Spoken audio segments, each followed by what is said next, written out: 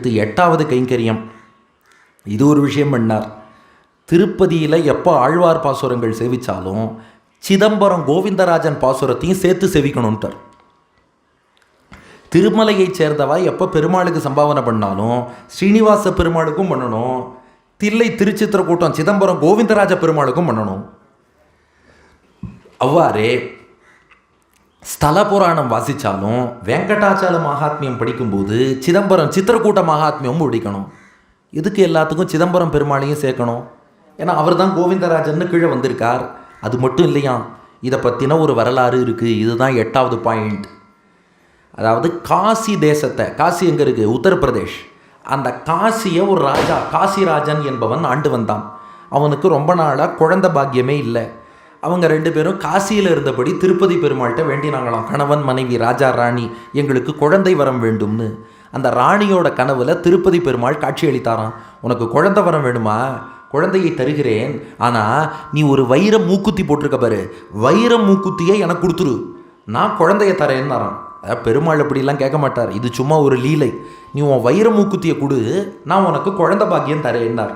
அப்போ கனவுல ராணி சொன்னாலாம், இதை நானாக கொடுக்க முடியாது, என் கணவருக்கு நான் வசப்பட்டவள். அந்த கால பெண் போல இருக்கு. நான் என் கணவருக்கு வசப்பட்டவள், கணவனுடைய பர்மிஷன் இல்லாமல் நான் கொடுக்க முடியாது, என் கணவன்கிட்ட கேட்டுட்டு தரட்டுமான்னாலும். உடனே திருப்பதி பெருமாள் பதில் சொன்னாராம், நானும் சுயமாக உனக்கு குழந்தை வரம் தர முடியாது, நான் என் அண்ணனுக்கு கட்டுப்பட்டவன், என் அண்ணன்ட்ட ஒரு வார்த்தை கேட்டுட்டு தரட்டுமான்னாராம்.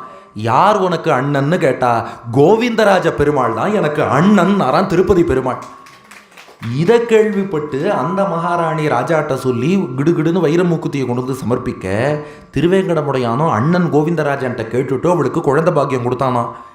இந்த சரித்திரம் ராமானுஜர் காதுக்கு வந்தது. நான் ஏதோ ஆசைப்பட்டு கோவிந்தராஜன்னு ஒரு பெருமாளை பிரதிஷ்டை பண்ணா திருமலையப்பனுக்கு எவ்வளவு எளிமை. நாம் பிரதிஷ்டை பண்ண பெருமாளை தனக்கு அண்ணன்னு ஏற்றுக்கொண்டு அவருக்கு தம்பின்னு ஆயிட்டார்.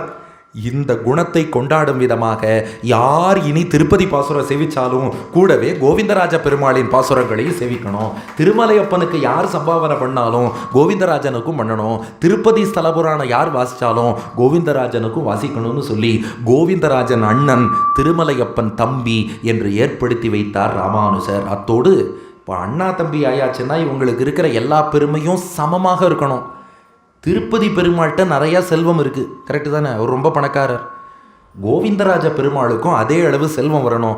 அண்ணன் ஏழையாக இருக்கார், தம்பி மட்டும் பணக்காரர்னா நல்லா இருக்குமா?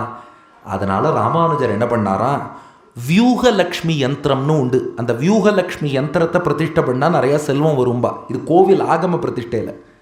அந்த வியூகலக்ஷ்மி யந்திரத்தை கொண்டு வந்து அந்த யந்திரத்தில் ஆண்டாள் நாச்சியாரை பிரதிஷ்டை பண்ணார்.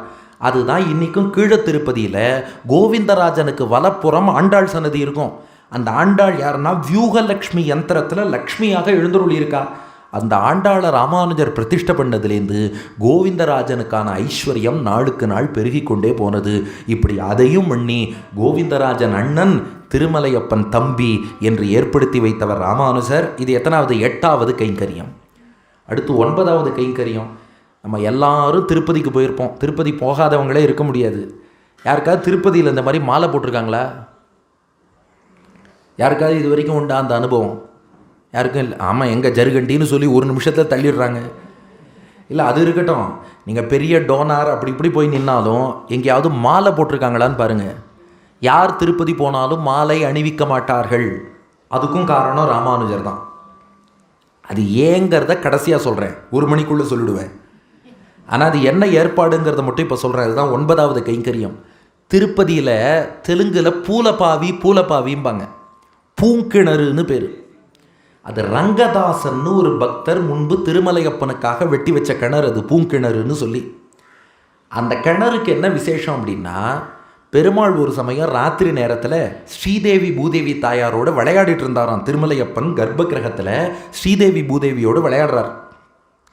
இவருக்கு தொண்டைமான் சக்கரவர்த்தின்னு ஒரு பக்தன், முதல்ல சொன்னேனே ஞாபகம் இருக்கா, சங்கு சக்கரம் கொடுத்தாரு. அந்த தொண்டைமான் சக்கரவர்த்தி கிடுகிடுன்னு பெருமாளை தரிசிக்கணும்னு சொல்லி அங்கே நரசிம்மர் குகைன்னு ஒரு குகை இருக்குது. அந்த குகை வழியாக அப்படியே வந்து திருமலையப்பன் சன்னதிக்கு வந்துடுறான். தொண்டைமான் வந்ததும் ஸ்ரீதேவி பூதேவி பார்த்தாங்களா, என்னடா இது, நம்ம பெருமாளோடு விளையாடும் போது இன்னொரு ஆண்மகன் நடுவில் வந்துட்டானே. அதனால் 2 பேரும் வெட்கப்பட்டு ஸ்ரீதேவி தாயார் பெருமாளுடைய திருமார்புக்குள்ளே போய் ஒளிஞ்சுட்டாலும். பூதேவி தாயார் என்ன பண்ணாலாம், இந்த பூங்கிணறு ரங்கதாசுங்கிற பக்தர் வெட்டி வச்ச கிணறு, அந்த கிணறுக்குள்ளே போய் ஒளிஞ்சு விட்டாலாம். ராமானுஜர் காலத்தில் வந்து பார்த்தால் அந்த கிணற்றிலே பூமி தேவி தாயாரே ராமானுஜருக்கு காட்சி அளிக்கிறாளாம். அப்போ ராமானுஜர் பார்த்தார், அடடா, அந்த ராஜாவுக்காக வெட்கப்பட்டு ஒளிஞ்சின்ற தாயார் இன்றைக்கும் இங்கே தான் இருக்காளா? அது ஒரு சிலர் கேட்பாங்க, அப்படி ராஜா வரும்போது ஏன் தாயார் வெட்கப்பட்டா? இதெல்லாம் இது பெருமாள் தாயார் செய்யும் லீலைன்னு நாம் புரிஞ்சுக்கணும். பின்னாடி ராமானுஜர் மூலம் ஒரு கைங்கரியம் நடக்கணுங்கிறதுக்காக அப்படி பண்ணியிருக்கா.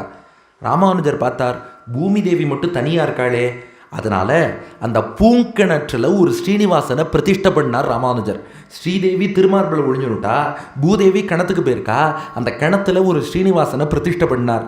பிரதிஷ்டை பண்ணிட்டு ராமானுஜர் என்ன சொல்லிட்டார், இனி மூலவர் ஸ்ரீனிவாசன் எந்தெந்த மாலையெல்லாம் அணிஞ்சுக்கிறாரோ அந்த மாலைகளை எல்லாம் களைஞ்சதுக்கப்புறம் இந்த கிணத்துல கொண்டு வந்து சமர்ப்பிச்சுடுங்கோ, இந்த பூமி தேவிக்கும் ஸ்ரீனிவாசனுக்கும் அந்த மாலைகள்ட்டார். அதனால தான் திருப்பதியில் பெருமாள் எந்தெந்த மாலைகள் அணிந்தாலும் சன்னதியிலேருந்து நேராக அந்த கிணத்துக்கு மாலைகள் போயிடும். அதனால தான் நீங்கள் எவ்வளோ கோடி கொட்டி கொடுத்தாலும் மாலை மட்டும் திருப்பதியில் போடவே மாட்டாங்க. யாருக்கும் மாலை பிரசாதம் கிடையாது. இது ஏன்னு ஒரு காரணம் இருக்குது, அதை 1 மணிக்குள்ளே கரெக்டாக சொல்லிடுவேன். ஏங்கிற காரணம் பின்னாடி சொல்கிறேன். ஆனால் திருப்பதியில் யாருக்கும் மாலை கிடையாது. அந்த பூங்கிணறுன்னு ராமானுஜர் ஏற்படுத்தி வச்சது நேராக பெருமாளுடைய மாலைகள்லாம் அந்த கிணத்துக்கு போயிடும். இது 9.